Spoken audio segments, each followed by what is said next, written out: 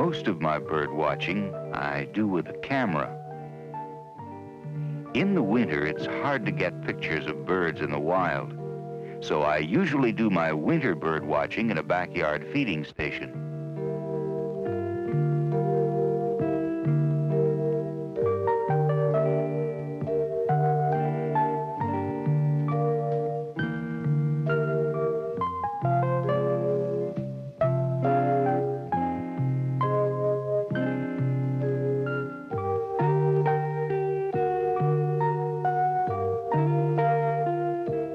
I've got several different feeders around the house and yard, and some of my neighbors also have them. That way we can attract several different kinds of birds. If a bird has plenty of food to build up its body heat, and if it has water and shelter, it can stay alive in very cold weather. So feeding birds is more than just a hobby. We're also helping them to survive the winter. Some kinds of foods I just hang up on a tree. Naturally, some of the food will fall to the ground, so you'll find birds feeding there as well. In the winter, they often stay fairly close together in a loose flock. They keep up a constant chatter to help keep the flock together. Learning to identify the various birds may take some practice, although some are fairly easy. Size, color, and habits are all good clues. Can't miss this one. It's a male cardinal, bright red color and a crest. You can't see the crest too well while the bird is moving. Maybe if I stop the picture. No, still can't see it too well. I'll try again. There. It's the tuft of feathers that sticks out at the top of the head.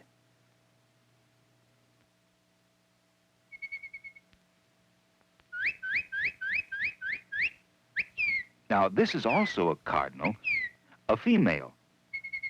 Not colored as brightly as the male, but there, she has a crest and a thick beak like the male.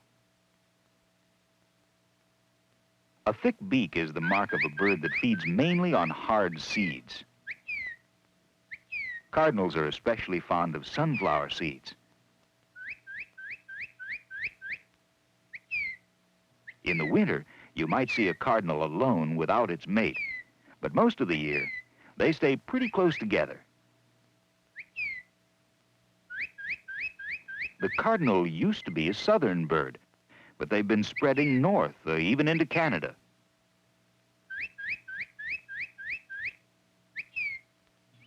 These are relatives of the cardinal, evening grosbeaks. Male and female are colored differently. This one's a male. Notice the bright coloring.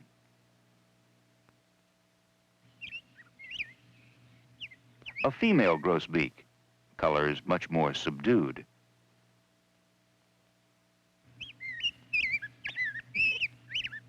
Here she is with her mate. Grosbeaks are mainly seed eaters. Notice that big beak? In fact, that's what grosbeak means, big beak. It's a little unusual to find evening grosbeaks in my part of the country. They're normally found in northern Canada in the evergreen forests.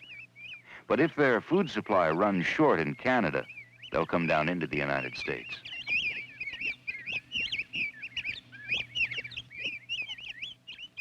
Sometimes you can see a robin at a winter feeder. Not the robins that were here in summer. They've flown south. But some robins breed in Alaska and northern Canada, and some of these may spend the winter in the northern part of the United States. Here's a saucy little fellow, a tufted titmouse. I stopped the picture so you can get a good look at his crest.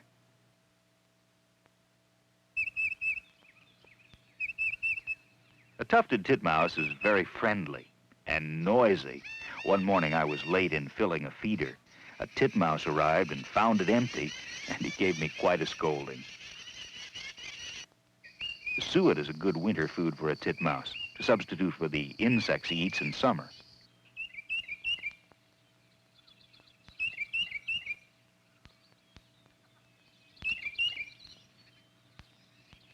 Here's a titmouse with one of its relatives, a chickadee. The chickadee's on the left. It doesn't have a crest.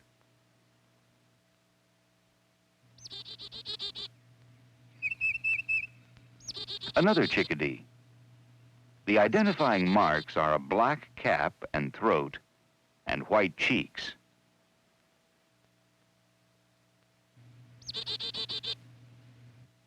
Chickadees and titmice are very quick. They move around a lot, but usually don't fly very far.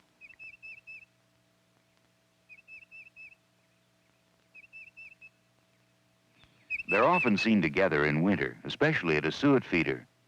The titmouse is on the right, gray with a crest.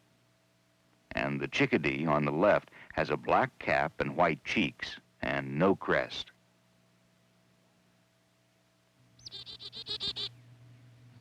There are always plenty of house sparrows around. Actually, house sparrows aren't really sparrows at all.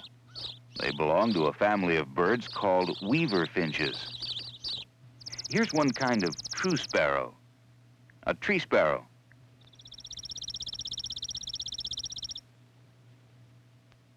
And this is a fox sparrow, another true sparrow.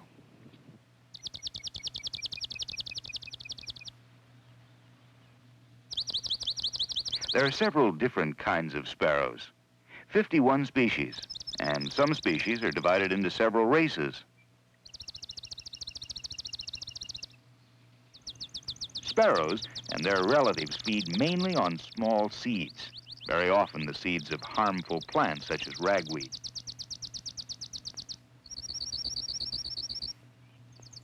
Here's a relative of the sparrow, a junco. Some people call it a snowbird. They're easy to identify, slate gray upper parts and white below.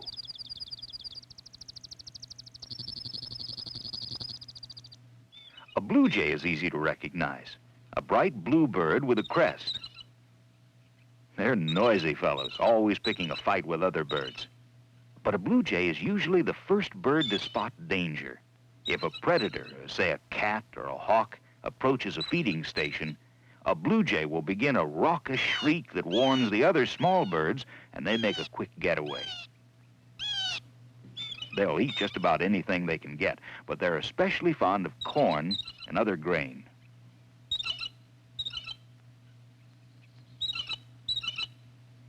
Here's my favorite, a downy woodpecker. Very sociable bird, not at all shy when people are around. This one's a male. You can tell by the red spot on the back of his head. The females don't have the red spot.